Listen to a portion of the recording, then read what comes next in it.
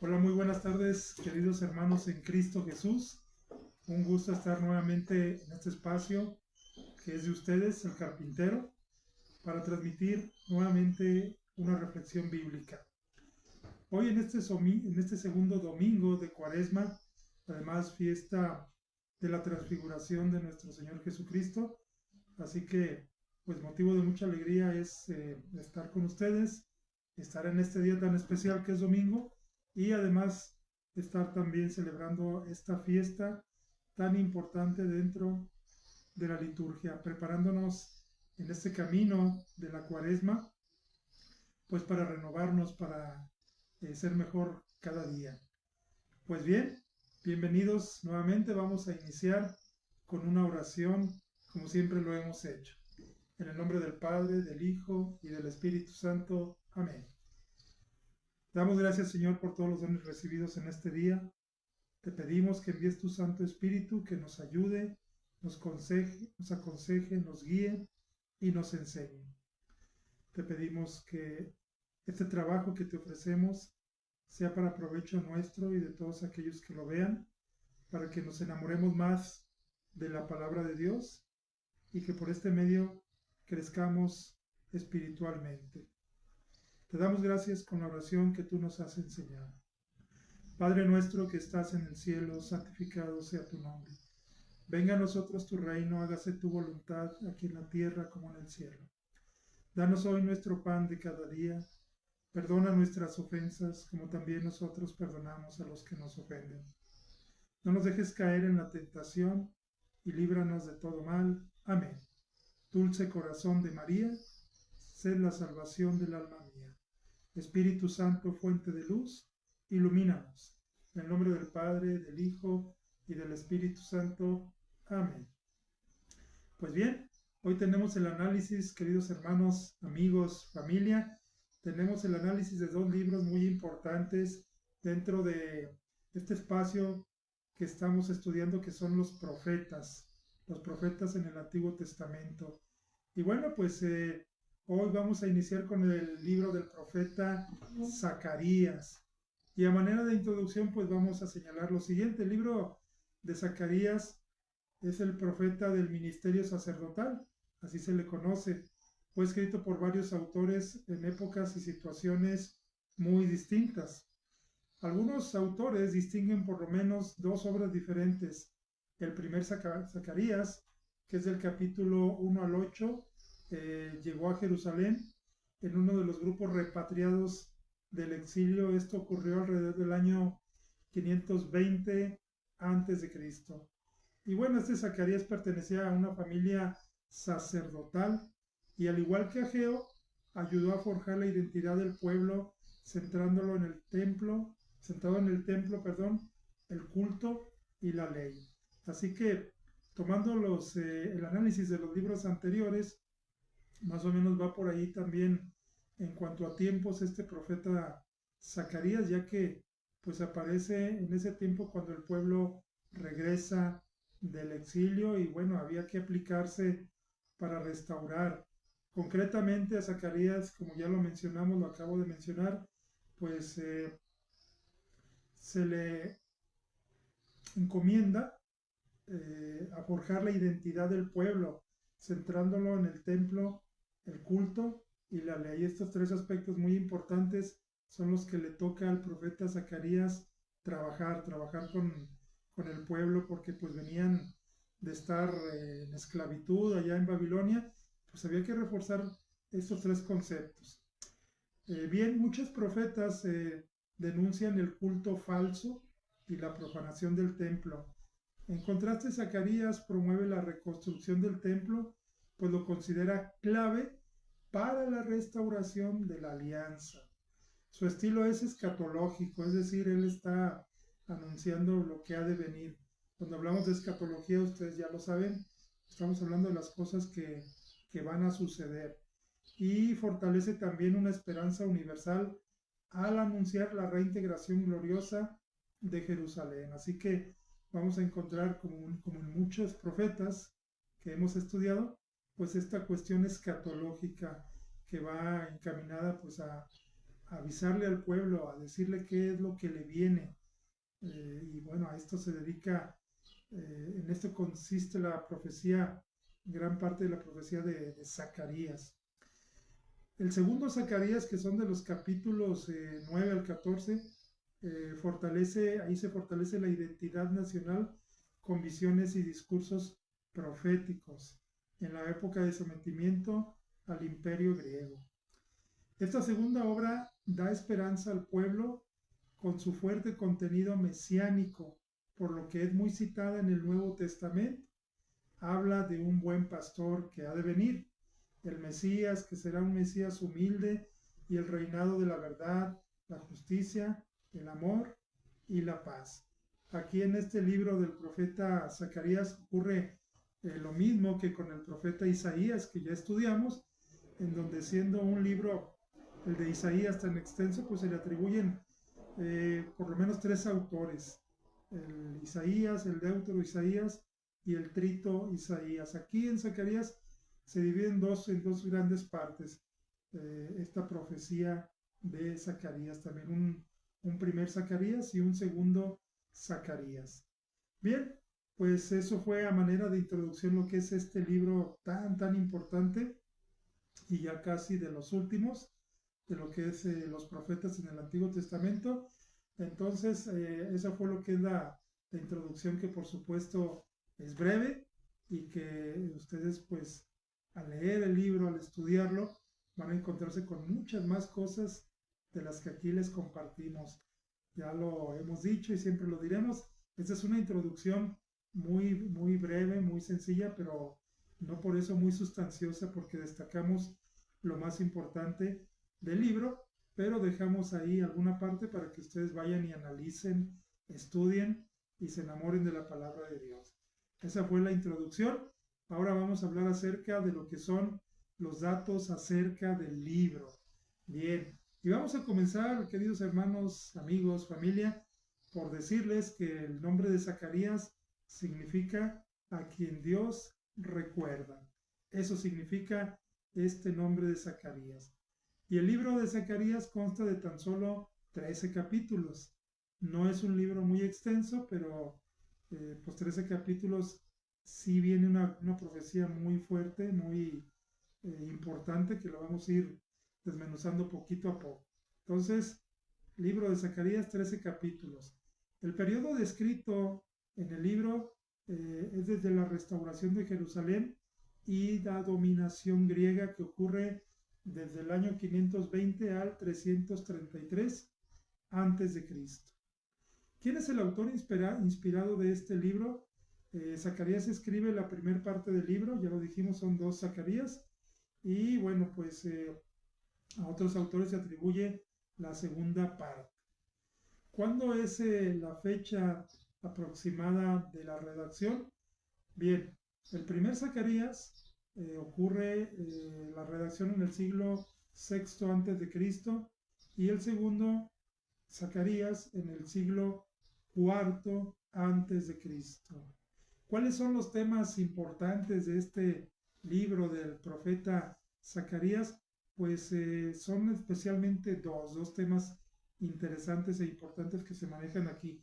El primero es el templo reconstruido, es la reconstrucción del templo y reunir el poder civil y religioso. Ese es como el primer tema. Reconstrucción del templo, porque el primero había sido destruido, aquel templo de Salomón.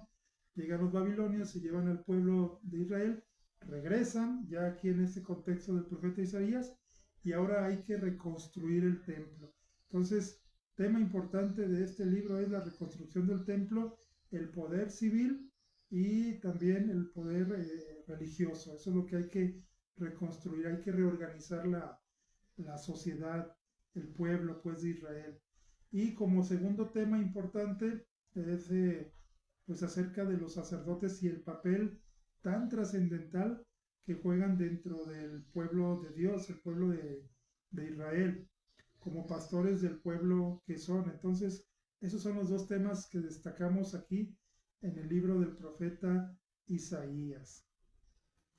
Ahora voy a compartir con ustedes lo que es la estructura del libro del profeta Zacarías. Y vamos a comenzar por mencionar que dentro de lo que es el primer Zacarías, vamos a encontrar esta introducción al libro en lo que es el capítulo 1, aunque ya la mencioné en la introducción, pero bueno, aquí se habla un poquito más, en el capítulo 1, versículos del 1 al 8 y 23. La exhortación inicial la encontramos en el capítulo 1, versículos del 1 al 6. Y las 8 visiones de las cuales habla el profeta. Acuérdense que es un profeta que maneja lo que es la escatología, lo que ha de venir. Entonces aquí hay 8 visiones importantes que vienen en el capítulo 1, versículos del 7 al 6 y 8. Después viene lo que es la corona del sumo sacerdote en el capítulo 6, versículos del 9 al 15. También vamos a encontrar más adelante el ayuno y la justicia. Esto ya está en el capítulo 7, versículos desde el 1 hasta el 14. También encontramos, así dice el Señor Dios del universo. Esta parte que habla del Señor Dios del universo la vamos a encontrar en el capítulo 8, versículos del 1 hasta el 23. Y ya en el segundo Zacarías, dentro del mismo libro, pero ya contemplando lo que es el segundo Zacarías, en la primera parte vamos a encontrar la salvación. Esto lo vamos a encontrar en el capítulo 9, versículos del 1 hasta el 11 y 17. Y en la segunda parte de este segundo Zacarías encontramos aquel día del Señor. Así, aquel día del Señor. En los capítulos 12, versículos del 1 al 14 y 21. Pues bien, esa es, queridos hermanos, amigos, familia, lo que es la estructura del libro, lo que vamos a encontrar una vez que empecemos a leerlo, a estudiarlo. Nos vamos a encontrar con estas partes que conforman todo el libro. Y atendiendo a esa estructura que les acabo de compartir, pues vamos a irnos parte por parte de esta estructura a analizarla. Y nos vamos pues a lo que es el primer Zacarías. En este primer Zacarías vamos a encontrar precisamente el llamado al profeta, que es un profeta, ya lo dijimos, inmediatamente posexílico, es decir, después del exilio. Esto ocurre entre el año 520 al 518 a.C. Zacarías es contemporáneo de Ageo. Desde el inicio del libro llama a la conversión para no repetir los errores del pasado. Este es un tema que se va a manejar mucho en Zacarías, el llamado a la conversión, como en todos los demás profetas, claro está, pero aquí también de manera constante lo vamos a encontrar, y sobre todo mencionando Zacarías, que pues esto es para que no se repitan los errores que en el pasado el pueblo ya ha cometido. También a través de 8 visiones de tinte apocalíptico interpretadas por un ángel o mensajero de Dios, presenta el profeta el acompañamiento del Señor a su pueblo y la esperanza de la nueva realidad.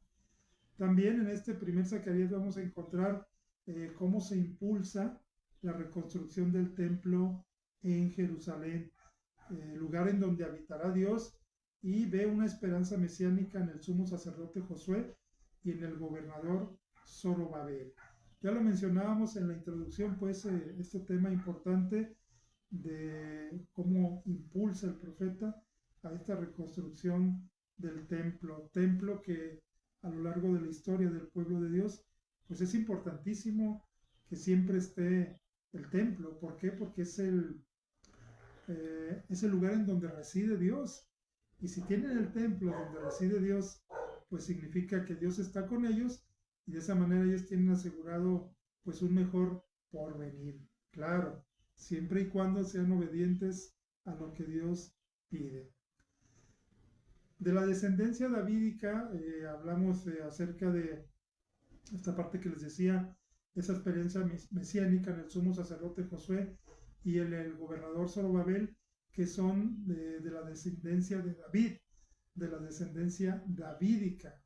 Y pide también la auténtica conversión del pueblo dejando atrás las injusticias, las falsedades y toda clase de maldad.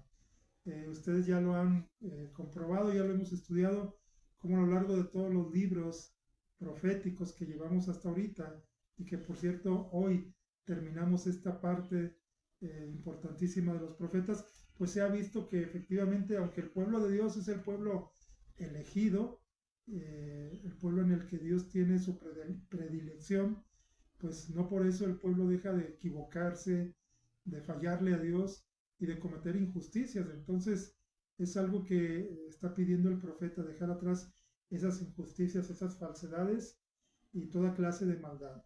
Concluye su profecía con una promesa de universalismo, al mostrar que todos los pueblos acudirán a Jerusalén a implorar la protección del Dios del universo. Bien importante esta parte. Continuando con la estructura, ahora estamos en lo que es la exhortación universal.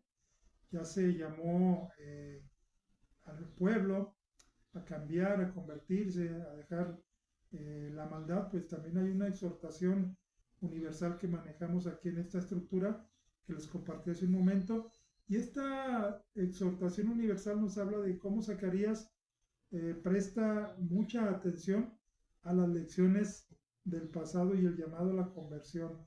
Es alguien que está viendo el pasado, pero no para añorarlo, ni mucho menos, sino para aprender de él y no cometer, como decíamos hace un momento, los mismos errores. Entonces, Zacarías siempre está mirando al pasado, pero para sacar experiencia de ese pasado.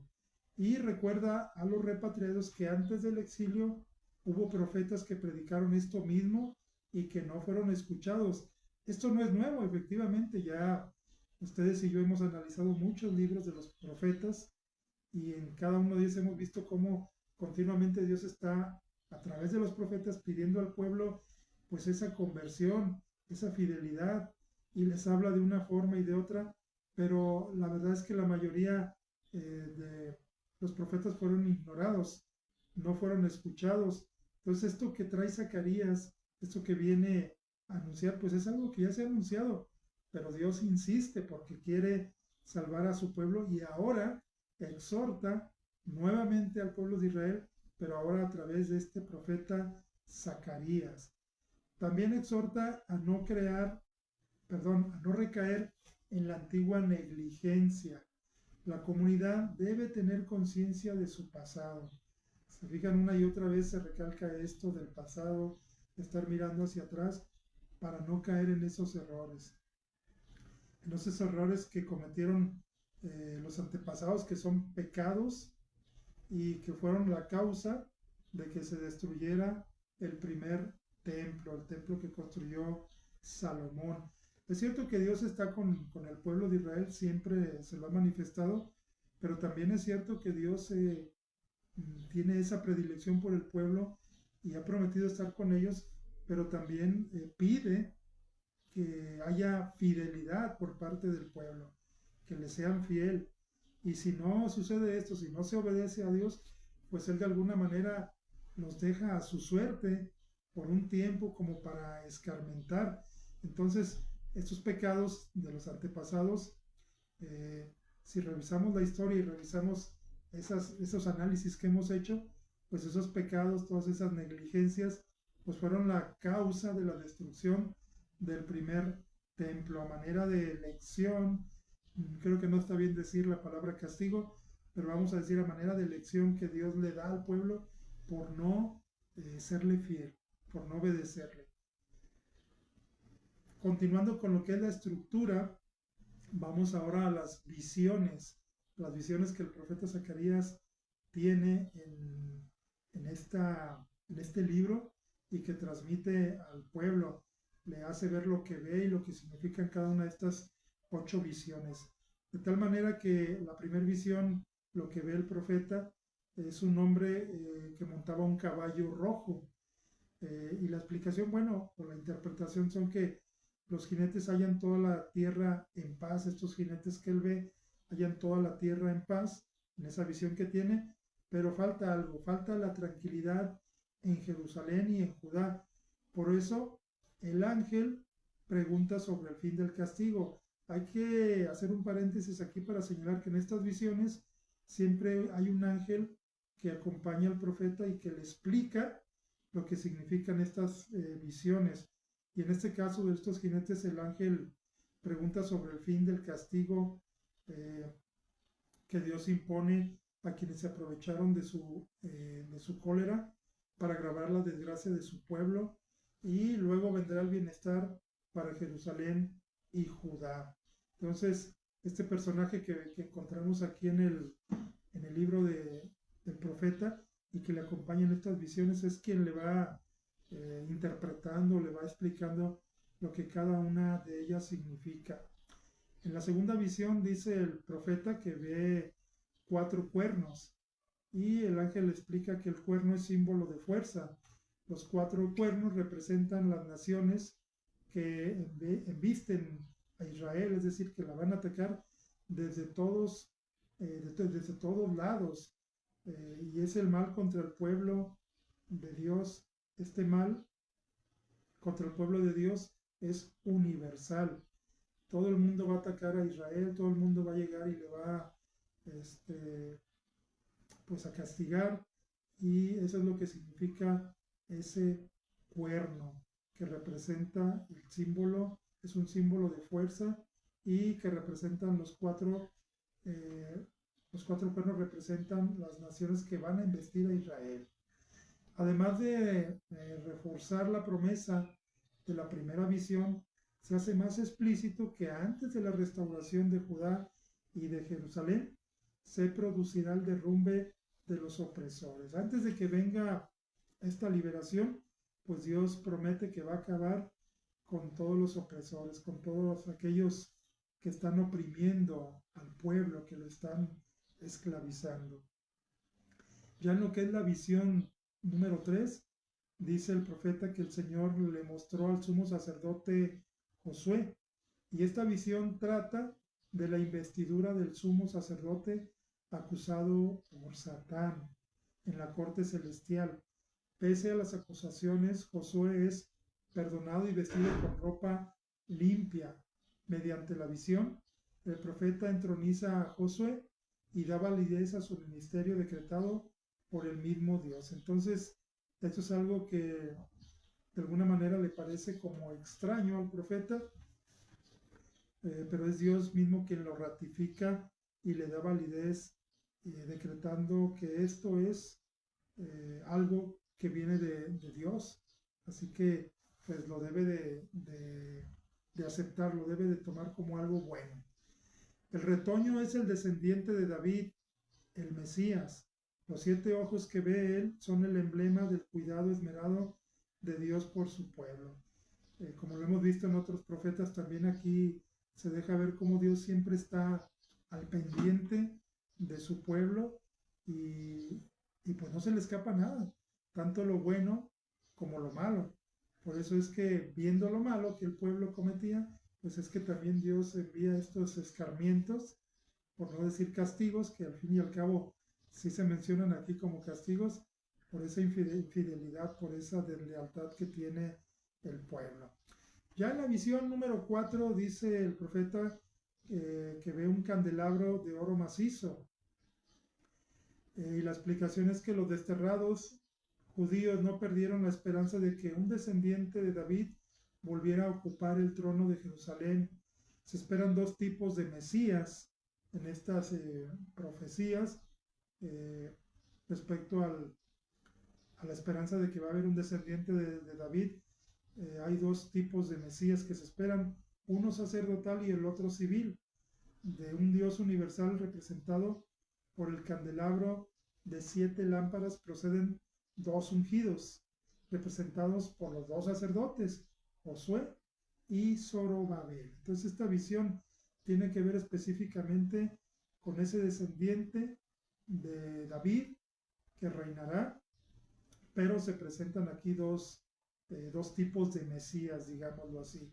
Ya ustedes cuando vayan analizando el libro van a entender con mayor profundidad lo que es lo que son estos profetas, perdón, lo que son estos sacerdotes y de la descendencia que tienen, que de hecho pues ya ya también es algo que vimos en los libros anteriores y efectivamente pues vamos a comprobar si leemos que estos dos hombres, estos dos sacerdotes que ve en esta cuarta visión pues son descendientes del rey David y hay esos dos tipos de visiones que tiene a este respecto. El descendiente de David en quien se han fijado las esperanzas de la restauración, cada uno de estos dos que ve el profeta, cada uno de estos dos sacerdotes recibe su autoridad de servir y gobernar. Los dos líderes representan, o mejor dicho, se presentan como mediadores de la bendición a la comunidad. Bien importante esto porque en el principio lo señalábamos cuán importante es el sacerdote en lo que es el Antiguo Testamento, en el antiguo pueblo de Dios de Israel. Es muy, muy importante la figura del sacerdote y aquí, bueno, pues se destaca que de ellos descenderá aquel que se sentará en el trono para gobernar a Jerusalén. En la visión 5 dice el profeta que ve un manuscrito que volaba y las dos visiones juntas, el manuscrito y el recipiente, porque ve el manuscrito y un recipiente, plasman un retrato de lo que es la purificación de la comunidad. Es decir, va a haber una limpieza que por medio de esta visión se está anunciando que va a tener el pueblo. Son, por así decirlo, dos pecados que son al mismo tiempo síntesis de todos los pecados que está cometiendo el pueblo y que deben desaparecer para adelantar la construcción o reconstrucción del nuevo templo, del nuevo pueblo de Israel, porque se estaba pensando no solamente en reconstruir el templo, sino también la sociedad y la ley misma, la ley que ya se les había dado. Hay algunos aspectos que ellos tienen que de una vez por todos extirpar de la sociedad, acabar con algunas actitudes como lo son el robo que ofende a la sociedad y el perjurio que atenta contra Dios, es decir, jurar en falso, sino jurar o tomar el nombre de Dios, digamos, en vano, ¿no? Es el perjurio y esto es algo, el primer pecado que menciona aquí, que es el robo, que es un pecado que ofende a la sociedad, pero el perjurio es un pecado que atenta contra Dios mismo, ofendiéndole gravemente. El profeta se preocupa por la purificación total. La maldad significa que la impiedad alejada del pueblo de Dios residirá en el ambiente de los poderes enemigos de Dios. Las dos visiones expresan la esperanza al desaparecer la esperanza, de que desaparezca el mal de la tierra de Israel. Está señalando el profeta los pecados y está queriendo purificar, que el pueblo se purifique de todos estos antiguos vicios y pecados que a pesar de que han venido uno y otro profeta, pues el pueblo sigue cometiendo los mismos delitos, digámoslo así. Ya en la sexta visión, dice el profeta que ve una vasija y bueno, se le explica que la vasija representa la iniquidad de ellos, del pueblo en todo el país. Y le añade el ángel, quien le está explicando. Entonces se levantó la tapa de plomo y dentro había una mujer sentada en el interior de la vasija. Esto, ¿qué representa esto? Le explica el ángel, representa la maldad. La arrojó a la mujer que ve en la visión hasta el fondo de la vasija y la cerró y la tapó de nuevo. La tapa con la tapa que tiene la vasija, ¿sí? Eso es lo que representa esta visión de la vasija. Y ya en la séptima visión dice el profeta que ve a dos mujeres con alas de cigüeña aleteando en el viento que transportaban la vasija anterior entre la tierra y el cielo. Y el profeta pregunta al ángel con el que hablaba qué significaba aquello que se llevaba en la vasija. Y el ángel le respondió, van a construirle un templo en el país de Senar y cuando ya esté preparado, será ella colocada ahí sobre el pedestal. Todas estas visiones tienen ese tinte, digamos, misterioso, ¿no? Ese tinte un poquito complicado, pero si ustedes leen con atención este libro y lo estudian, pues ahí mismo se está explicando lo que cada uno de estos signos significa y al mismo tiempo lo que viene sobre el pueblo por esta visión de estos signos.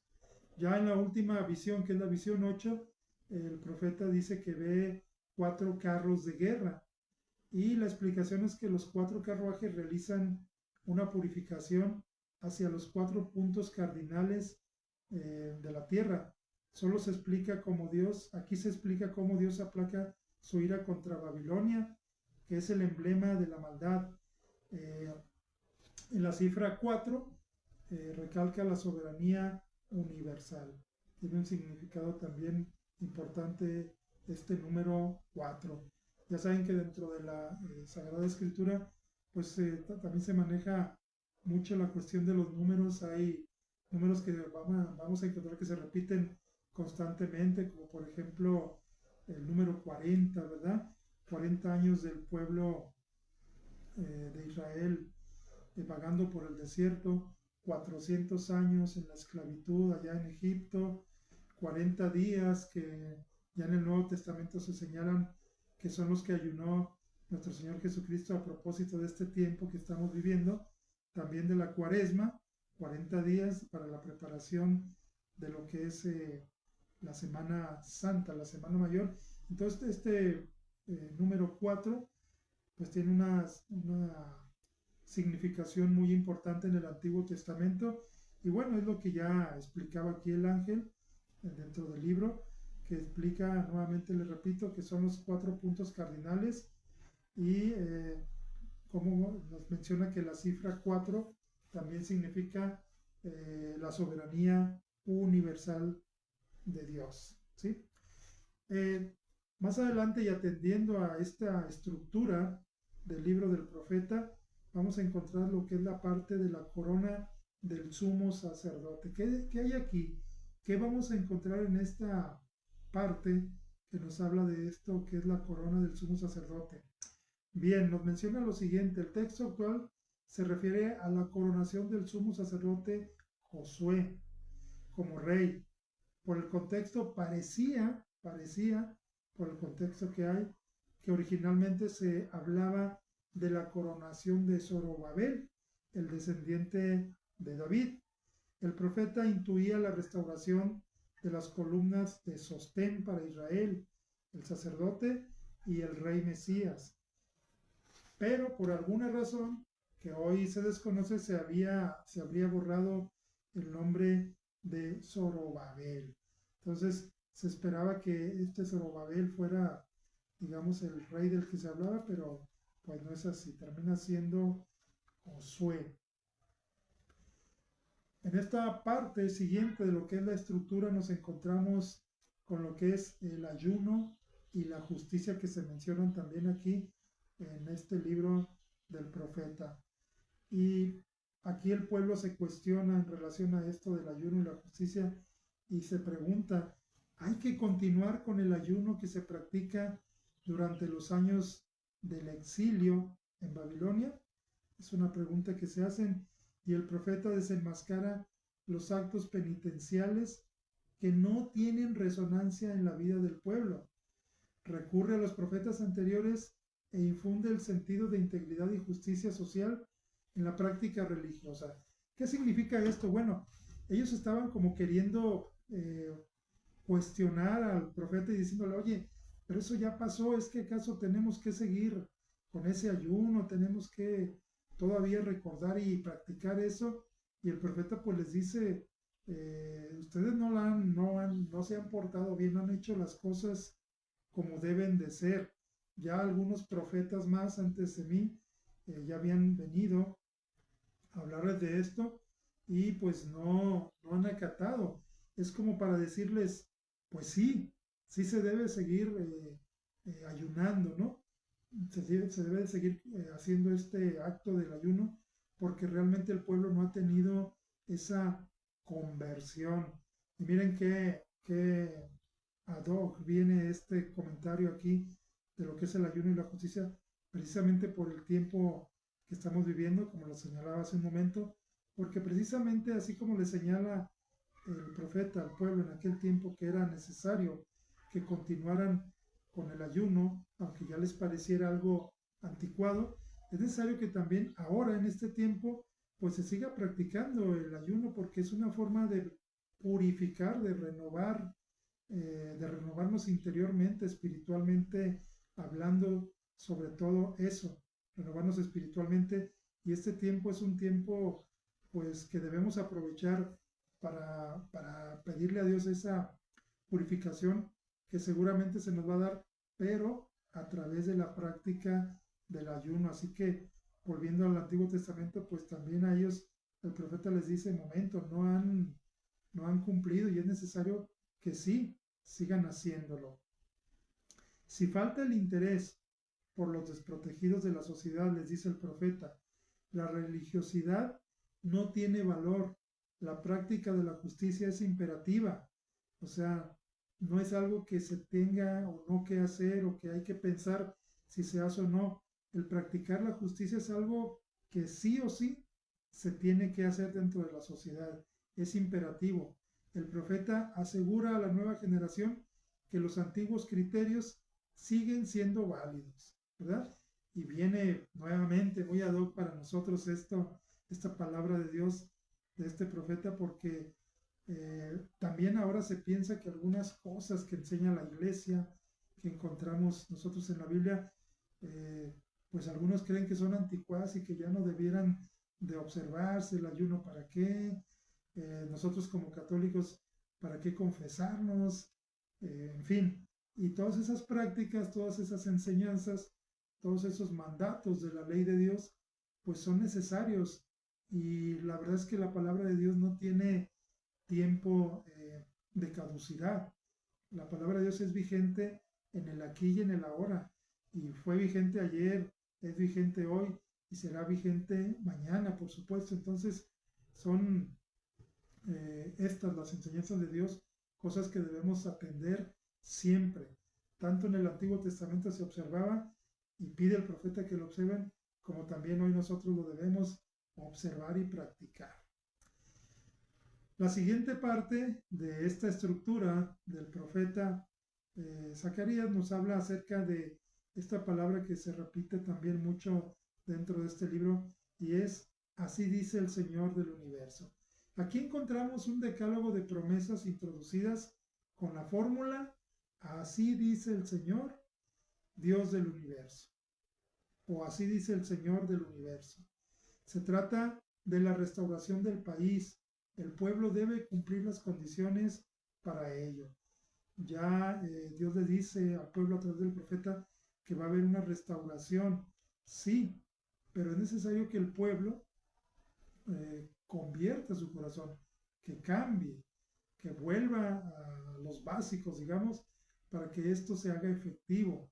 Es necesario que se cumpla esta condición de la conversión del pueblo.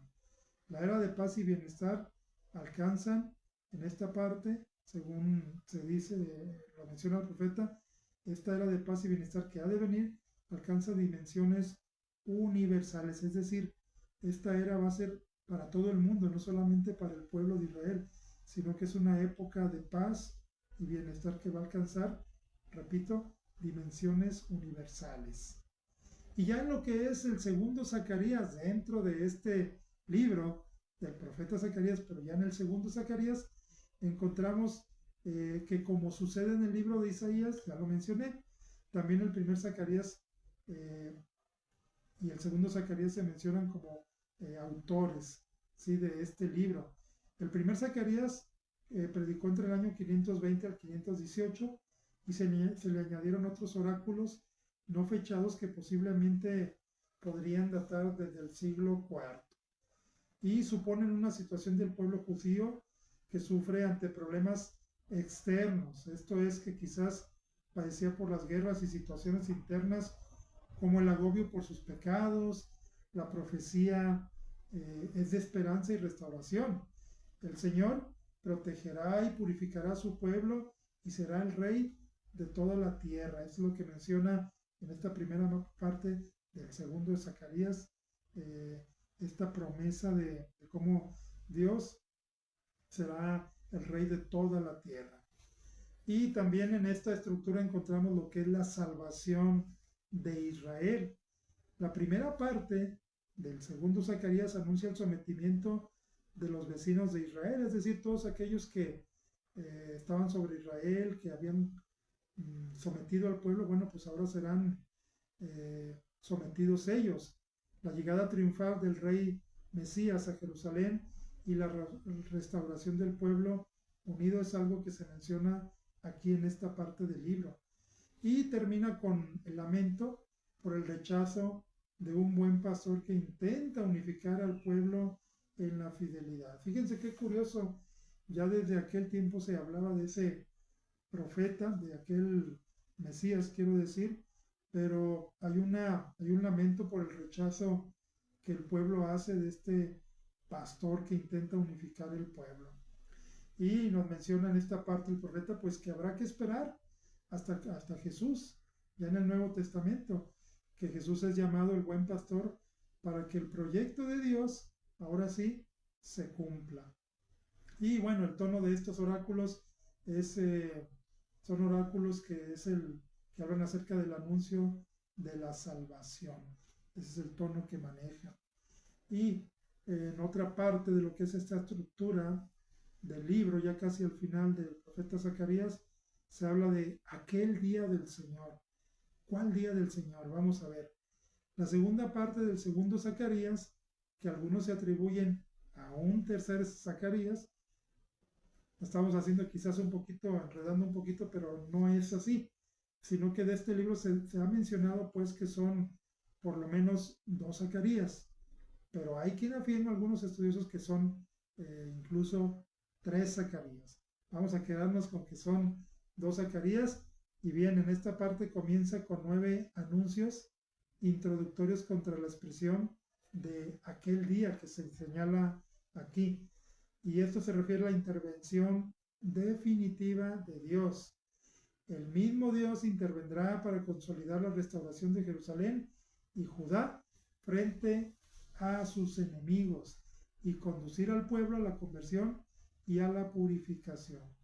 Después de esta purificación, solo quedará el resto que anunciaron otros profetas.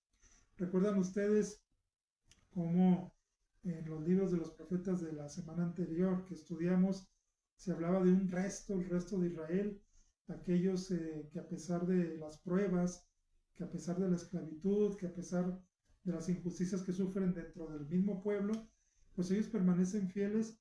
Y aquí el profeta Zacarías habla que después de esa purificación que se anuncia, pues solo quedará ese pequeño resto que es fiel, que sigue siendo fiel y que también ya anunciaron algunos otros profetas. Solo ese resto quedará después de que esa purificación anunciada por varios profetas, entre ellos Zacarías, que es en el que estamos ahora situados, anuncia esa purificación que vendrá sin duda alguna. La llegada del Señor marca el nacimiento del nuevo mundo. Ya se mencionaba hace ratito, ese mundo, esa era de paz que va a reinar sobre la tierra, en donde el Señor será entronizado y puesto en el lugar que le corresponde como Rey del universo. Después de una batalla final en la que todas las naciones atacarán a Jerusalén, entonces, dice el profeta, se producirá la victoria definitiva de Dios que conlleva el castigo del pecador. Se anota la consagración total de Jerusalén y Judá a Dios. El culto existirá sin afán comercial. El Señor será rey de toda la tierra.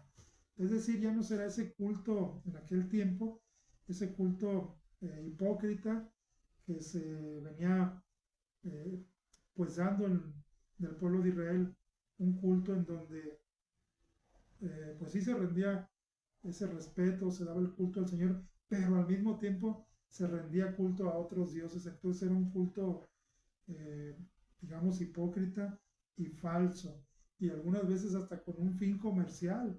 Por supuesto que sí, se oye fuerte eso, pero también era un culto que se hacía en el antiguo pueblo de Israel, mencionado en los profetas en el Antiguo Testamento, un culto, perdón, con un afán comercial. Pues bien, queridos hermanos, hasta aquí hemos analizado este libro del profeta Zacarías. Nos queda un libro más por analizar, pero antes de pasar al siguiente libro, pues como siempre nos preguntamos, ¿qué nos podría dejar este libro que hemos así repasado de una forma muy breve? Sin duda nos deja muchas enseñanzas. ¿Cuál es la enseñanza o cuál es la reflexión que nos puede dejar? Pues sin duda alguna podemos destacar cómo el Señor, el Dios del universo, eh, pues hace ver una y otra vez a su pueblo cuánto lo ama y cuán grande es el deseo de Dios de limpiar al pueblo y redimirlo. Claro, sí se arrepienten y guardan sus mandamientos. Eso es, digamos, como la gran enseñanza para nosotros, y esto también, vuelvo a insistir, se aplica en el aquí y en el ahora. Sobre todo, vuelvo a retomar la cuestión del tiempo litúrgico que estamos viviendo hoy día, que es el tiempo de la Cuaresma. Pues es un tiempo en donde Dios nos está llamando precisamente a purificarnos, a limpiarnos y a obedecer los mandamientos de la ley de Dios. Es así como Dios nos muestra ese amor que nos tiene, y tan nos ama pues que estamos aquí con vida, con salud, y pues eso es un signo claro de esa predilección que Dios tiene, no solamente por el pueblo de Israel, sino por todos nosotros. Ya en el Nuevo Testamento se habla nuestro Señor Jesucristo como esta salvación, pues es una salvación universal para todo el mundo, y eso nos alcanza, por supuesto, a nosotros. Entonces, a manera de reflexión, pues es eso. Nos quedaríamos con eso, cómo Dios manifiesta una y otra vez su amor por nosotros, cómo desea limpiarnos a través de este tiempo de Cuaresma, que nos invita a la oración, a la caridad, al ayuno, a la penitencia, como una forma de limpiarnos, de redimirnos, siempre y cuando nos arrepintamos y guardemos los mandamientos de la ley de Dios. Pues bien, eso fue el profeta Zacarías, y vamos a continuar con lo que es el libro del profeta Malaquías. Bien, a manera de introducción vamos a señalar que el libro del profeta Malaquías, más que ser una obra de un profeta individual, como la fue el de Zacarías o algunos otros profetas, más bien esta es una colección de oráculos. Bajo su nombre se escribió, cuando ya estaba terminada la reconstrucción del templo de Jerusalén y se había restaurado el culto. Aquí ya estamos hablando de un profeta que viene algunos años después, por ejemplo, de Zacarías, que acabamos de analizar, porque como ustedes recordarán, acabamos de verlo, en el profeta Zacarías estaba luchando por restaurar el templo y restablecer el orden social, la ley y todo lo demás que tenía que ver con la sociedad. Aquí ya el templo ya se reconstruyó, la construcción ya estaba terminada y ya el culto también se había restablecido. Entonces estamos hablando de otro tiempo, un tiempo, algunos años más adelante.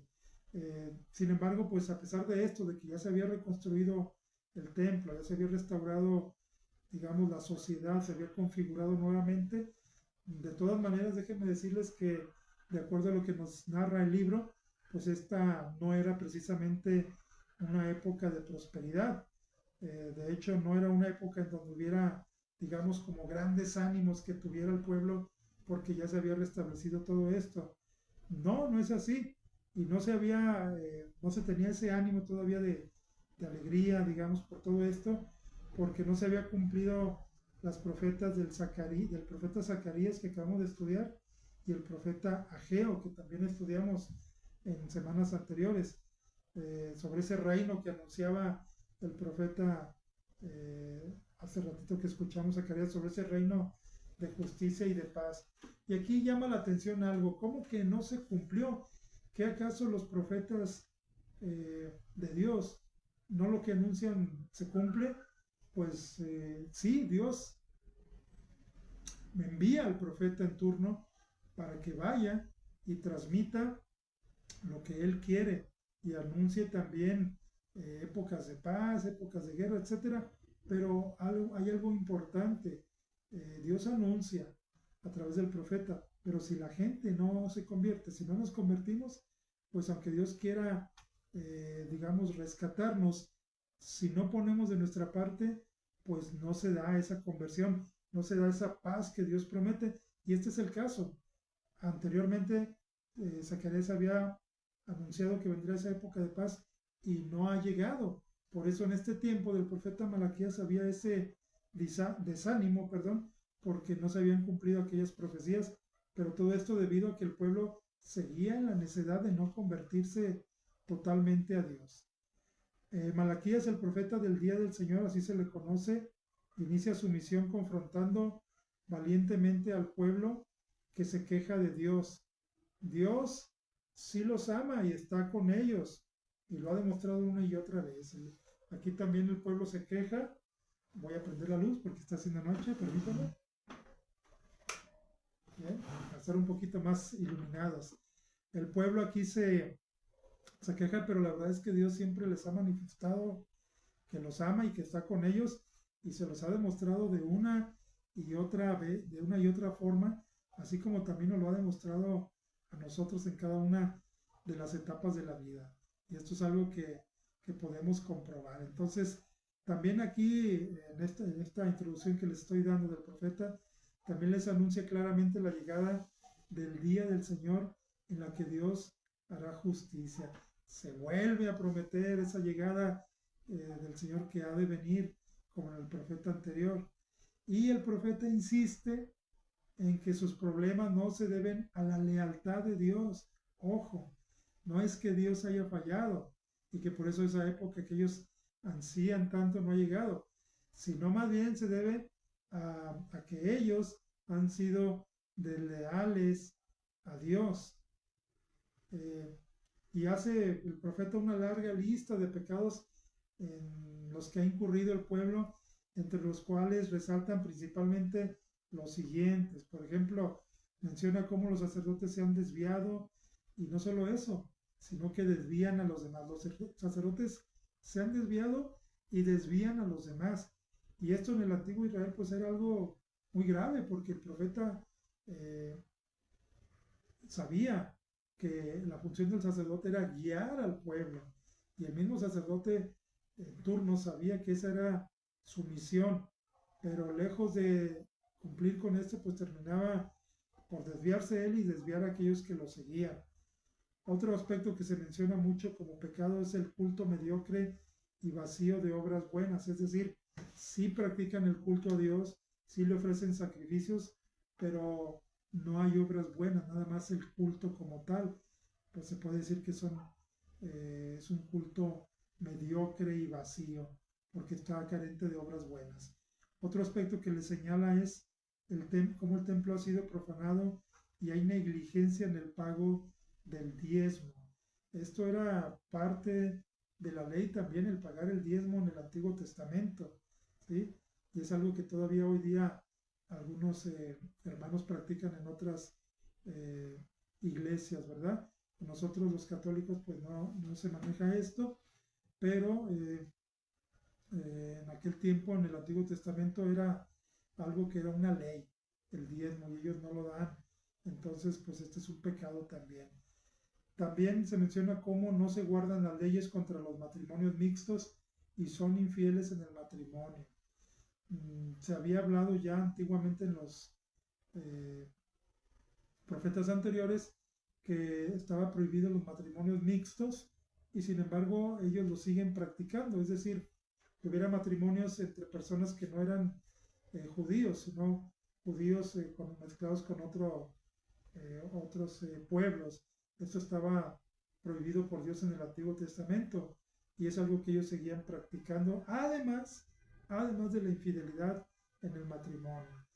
También nos habla de cómo no dan testimonio de su fe con una vida moral, y prevalecen las injusticias contra las viudas, perdón, los huérfanos y los extranjeros. Sigue la injusticia, no ha cambiado, contra los más pobres, los sanagüines, como se menciona en el Antiguo Testamento. Los anahuines, ¿quiénes son? Las viudas, los huérfanos y los extranjeros. Y esto continúa dándose, sigue la explotación, el abuso contra estas personas. Bien, esto es la introducción de este libro del profeta que estamos estudiando y ahora vamos a ver los datos acerca del libro. Primero, el periodo descrito que nos narra el libro es entre los años 500 al 450 a.C. Y el nombre del libro, el nombre del profeta Malaquías, significa mi mensajero. Eso significa Malaquías. Este libro es breve, tan solo consta de 3 capítulos. Y bueno, como temas principales se destaca el anuncio del mensajero del Mesías y del día del Señor llamando a una reforma sacerdotal y la fidelidad matrimonial. Esos son temas que continuamente se van a estar tocando aquí y que pues tienen que ver con la misión específica que a este profeta le toca. ¿Sí? La estructura del libro. Bien, la estructura del libro, vamos a comenzar con lo que es he preferido a Jacob. Esta parte que es la parte inicial del libro nos habla acerca de cómo Dios ha preferido a la tribu de Jacob. Esto lo encontramos en el capítulo 1, versículos del 1 al 5. Después encontramos, ofrecen en mi altar alimentos contaminados. Aquí se habla de esas ofrendas que el pueblo lleva del altar del Señor, pero como no son ofrendas, digamos, puras, sino que son alimentos contaminados. Esto lo encontramos en el capítulo 1, versículos del 6 al 2 y 9. También en la siguiente estructura del libro se nos habla de no seas infiel a la esposa de tu juventud. Aquí se habla de este aspecto que el profeta les hace ver por medio de Dios a través del profeta, quiero decir. Y esto lo encontramos en el capítulo 2, versículo del 10 al 16. Y también encontramos en esta estructura esta parte que habla de, dice Dios, yo enviaré a mi mensajero para que me prepare el camino. Esto viene en el capítulo 2, versículos 17 y capítulo 3, versículo 5. También encontramos la parte en donde el Señor les dice, conviértanse a mí y yo me convertiré a ustedes. Capítulo 3, versículos del 6 al 12. Y también a ustedes los alumbrará el sol de justicia. Capítulo 3, versículos 13 hasta el 21. Y por último, el libro del profeta termina con 2 apéndices que vamos a encontrar en el capítulo 3, versículos del 22 hasta el 23. Y bien, vamos a atender a esta estructura refiriéndonos a esta primera parte en donde nos habla de cómo Dios ha preferido a Jacob. Y dice así, esta introducción o esta parte del libro. El libro comienza con la palabra del Señor que afirma su amor hacia Israel. El amor de Dios es el fundamento de la elección. A los que dudan de ese amor se les presenta el ejemplo de Edom. A todo aquel que duda que Dios ama a su pueblo, bueno, les presenta el ejemplo de Edom. Los descendientes de Esaú, a pesar de que Esaú y Jacob eran hermanos, Dios mostró su predilección por los descendientes de Jacob y no los de Esaú, porque estos siempre se mostraron como enemigos. El Señor no les ha mostrado predilección en el momento que escribe el profeta, han sido objeto de una invasión destructora. Está hablando de Esaú.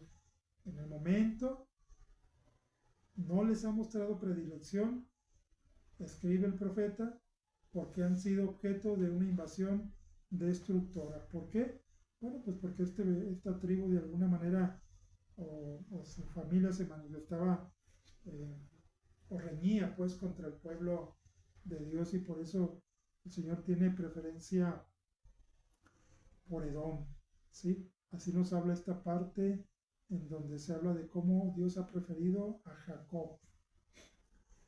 La siguiente parte dentro de esta estructura encontramos, ofrecen en mi altar alimentos contaminados. ¿De qué nos habla? ¿O qué vamos a encontrar aquí? Aquí lo que se encuentra es lo que se ofrece en la liturgia, es un emblema de la ofrenda del propio ser. Es decir, al ordenar sacrificar animales sin defectos, porque así se pide en la ley de Dios, que cuando se le ofrezca algún sacrificio de animal, debe ser un animal sin defecto, porque así lo pide Dios. Y la ley enseña que también la persona, no solamente la ofrenda, sino la persona que hace la ofrenda, debe mantener su espíritu íntegro con la fe en Dios. No debe dudar. Aquel que ofrece la ofrenda tiene que ser su ofrenda perfecta, pero también tiene que ser él íntegro, la persona en cuanto a su fe con Dios. Y Malaquías reprende a los sacerdotes que no prestan atención a que una ofrenda debe de ser pura. Es decir, se está dirigiendo el profeta específicamente a los sacerdotes, que son los encargados de presentar las ofrendas, pero que ellos no están totalmente, digamos, no son íntegros en cuanto a su fe con Dios. Y reflexiona el profeta, si los sacerdotes no celebran una liturgia digna, ¿qué se espera del pueblo?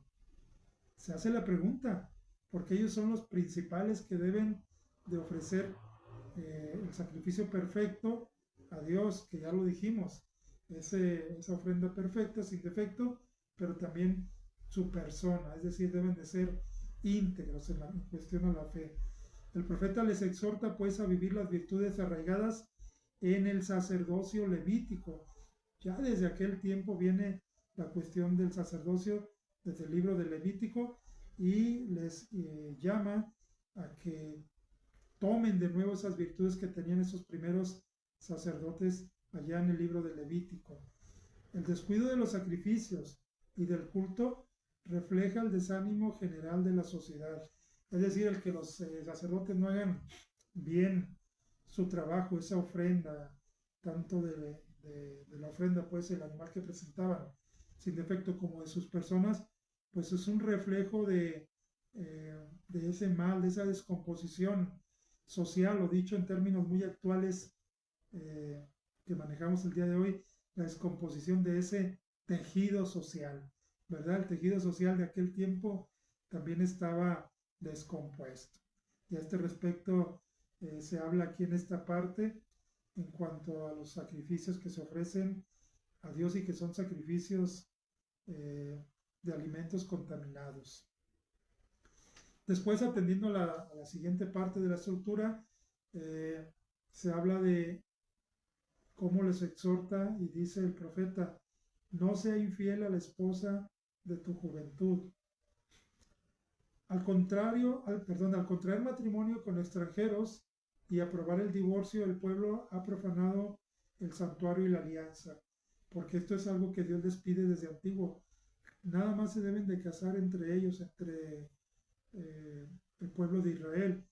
Al hacerlo con otros pueblos, con otras personas que no son del pueblo de Dios, bueno, pues ellos cometen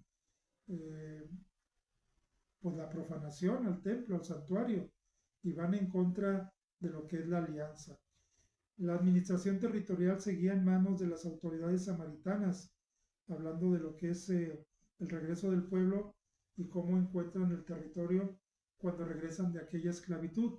Se encuentran con que la administración del territorio se encuentra en manos de los samaritanos, que eran los que estaban ahí cuando ellos regresan y que eran considerados por el pueblo de Israel y también en el Nuevo Testamento como un pueblo impuro.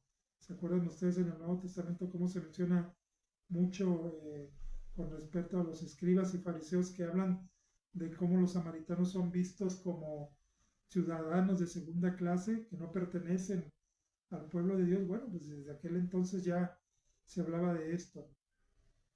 Decíamos que el territorio se encuentra en manos de las autoridades samaritanas, que se negaban a restituir a los repatriados, es decir, a los recién llegados, las propiedades de las cuales habían sido despojados antes del exilio.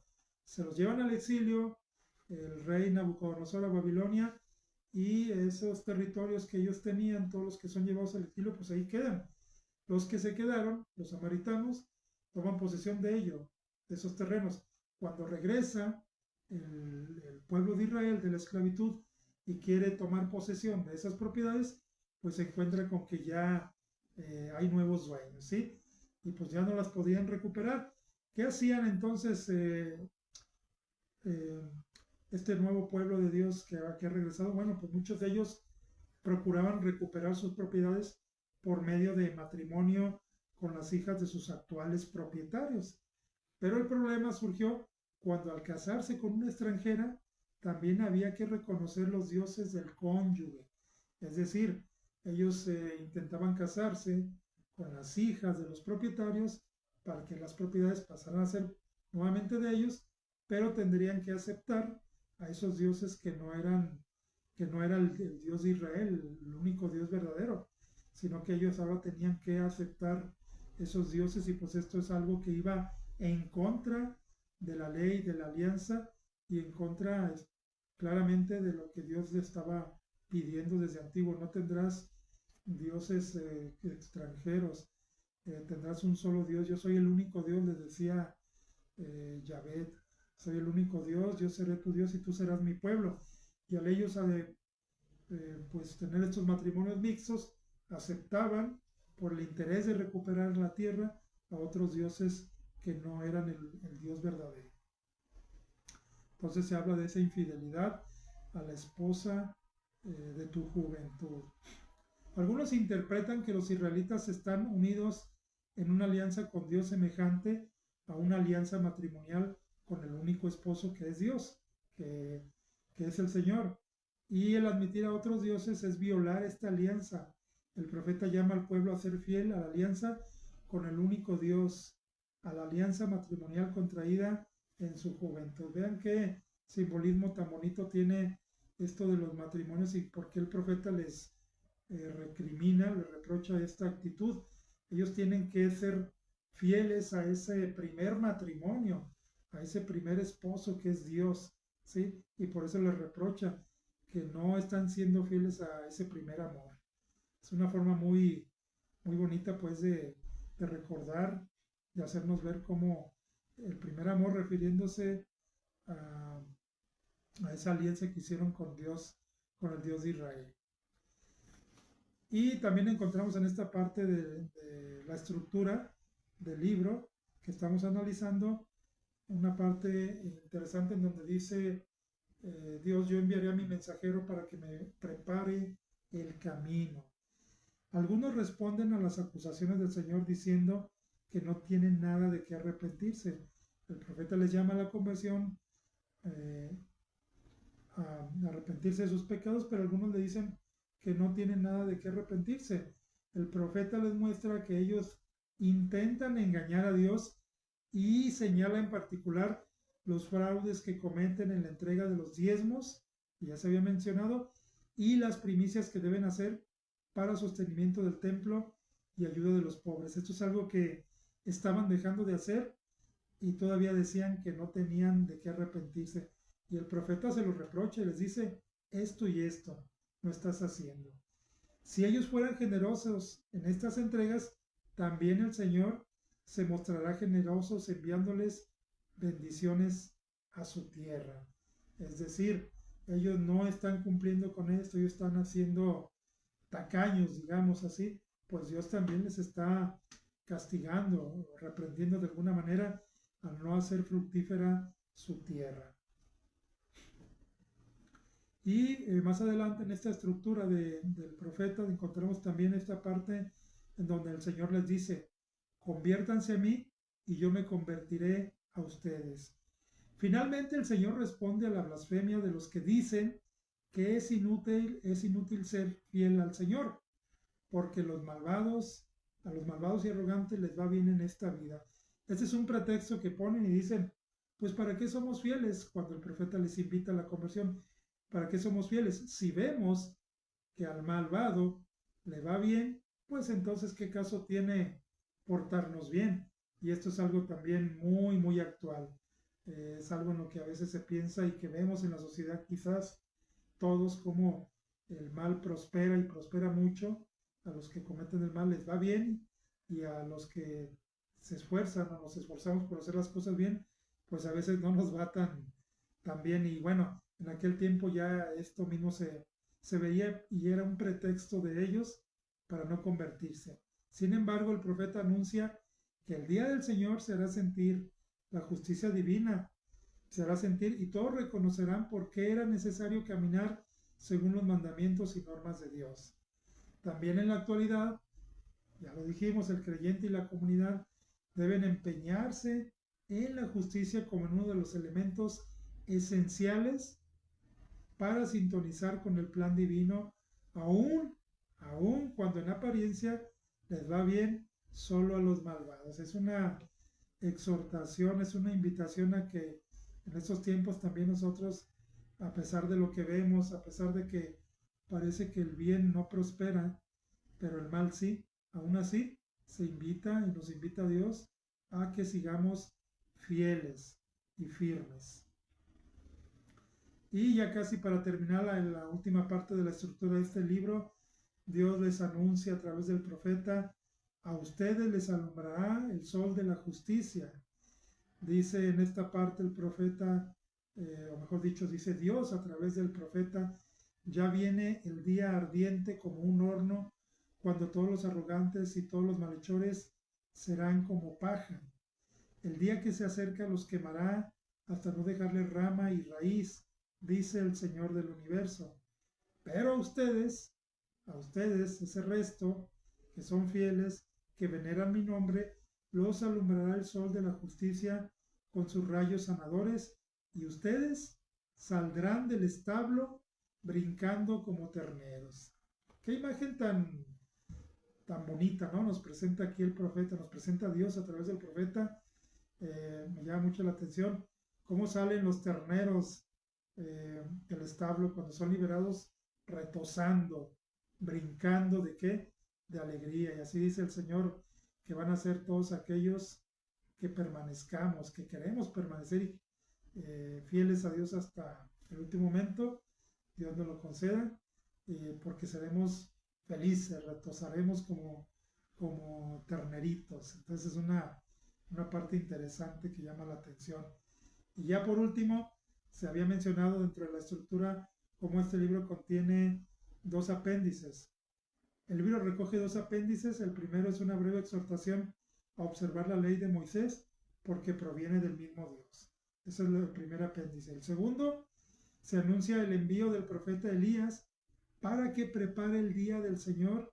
Según la tradición judía, mantenida hasta el día de hoy, Elías no murió, sino que fue arrebatado en el cielo y deberá volver antes de la venida del Mesías. Qué interesante estos dos apéndices, y sobre todo el segundo, me llama mucho la atención porque ahora que estamos celebrando la transfiguración de nuestro Señor Jesucristo, el texto el Evangelio, en el Nuevo Testamento nos habla de cómo ocurre esta transfiguración, y en esa visión donde Jesús resplandece se ven dos personajes al lado de él, Elías y Moisés. Y si se está hablando aquí de que un anuncio de que el día del Señor ya está, de que ya vino, es que vendrá el profeta Elías. Y bueno, pues aquí en esta fiesta, en este texto del Nuevo Testamento, en el Evangelio, pues se habla de esa manifestación del Señor, esa epifanía, esa transfiguración, en donde efectivamente, como se dice aquí, Elías vuelve, y vuelve en la venida del Señor, aparece ahí. De hecho, se juntan aquí dos situaciones bien interesantes que son también otra forma de ver este simbolismo: es Elías y Moisés, la ley y los profetas. Moisés, la ley; Elías, los profetas. Entonces, hay mucho simbolismo, hay muchas cosas muy interesantes, muy hermosas que hay que analizar, pero pues hasta aquí es donde llega este libro, que es también muy interesante, del profeta Malaquías. ¿Cuál es la enseñanza? ¿Qué nos deja Malaquías? ¿O cuál es la reflexión? Bueno, pues Malaquías nos presenta la última profecía eh, del Antiguo Testamento. Déjenme decirles que con Malaquías estamos terminando ya lo que son este apartado de los profetas que hemos estado estudiando desde meses anteriores y que ya estamos terminando el día de hoy, pero también dentro de lo que son los profetas, pues es el último de los profetas en el Antiguo Testamento. El último de todos los profetas, pues ya se conoce en el Nuevo Testamento con San Juan, Juan el Bautista, ¿sí? Juan el Bautista es el último de los profetas, y este profeta Malaquías es el último en el Antiguo Testamento. Ya después de él no ha de venir ningún otro profeta, según se nos ha enseñado, hasta que viene Juan el Bautista. Entonces, importante esta reflexión. También nos deja Malaquías, sobre todo, la enseñanza de cuán grande es la predilección de Dios por su pueblo. Y hablando ya en términos del Nuevo Testamento, al decir por su pueblo, es decir, por nosotros, por todos. Antiguo Testamento se refiere solo al pueblo de Israel. Nuevo Testamento ya se refiere cómo Dios viene a salvar y tiene predilección por todos nosotros. Entonces, destacar eso en esta reflexión del profeta Malaquías, la gran predilección que tiene Dios por su pueblo y cómo lo ha preferido por encima de otros pueblos, ¿sí? Entonces, pero esta predilección en sí lleva un compromiso importante, que es el compromiso a volvernos a Él, a escucharle, a atender su palabra y a no dejar de serle fiel sobre todo. Pues bien, mis queridos hermanos, vamos a terminar esta jornada de estudio bíblico con oración. Después de haber analizado, y como ya les dije, hemos terminado hoy ya lo que son los profetas, ya hemos analizado el Pentateuco, los 5 primeros libros de la Biblia, ya hemos analizado los libros históricos, ya hemos analizado los profetas, y vamos a entrar la semana que viene, si Dios nos presta vida, a una nueva etapa del Antiguo Testamento, en el cual nos estamos acercando también al final del análisis de todos los libros del Antiguo Testamento. Todavía nos falta, pero vamos avanzando. Vamos a terminar con una oración, con la oración al Espíritu Santo, en el nombre del Padre, del Hijo y del Espíritu Santo. Amén. Oh Espíritu Santo, amor del Padre y del Hijo, inspírame siempre lo que debo pensar, lo que debo decir y cómo decirlo, lo que debo callar y lo que debo hacer, para gloria de Dios, bien de las almas y mi propia santificación. Espíritu Santo, dame agudeza para entender, método y facultad para aprender, sutileza para interpretar, gracia y eficacia para hablar. Dame acierto al empezar y dirección al progresar y perfección al acabar. Amén. Pues muchas gracias por habernos acompañado en esta jornada, que creo yo fue más larga de lo normal, porque hemos analizado 2 libros, y pues bueno, vamos a terminar dándole gracias a Dios. Ya lo hicimos a través de la oración. Decirles que nos vemos aquí la próxima semana, si Dios nos presta vida. Vamos a vernos con un nuevo tema, un nuevo apartado dentro del estudio bíblico. Dios los bendiga, y si Dios nos presta vida, nos vemos la próxima semana. Hasta entonces.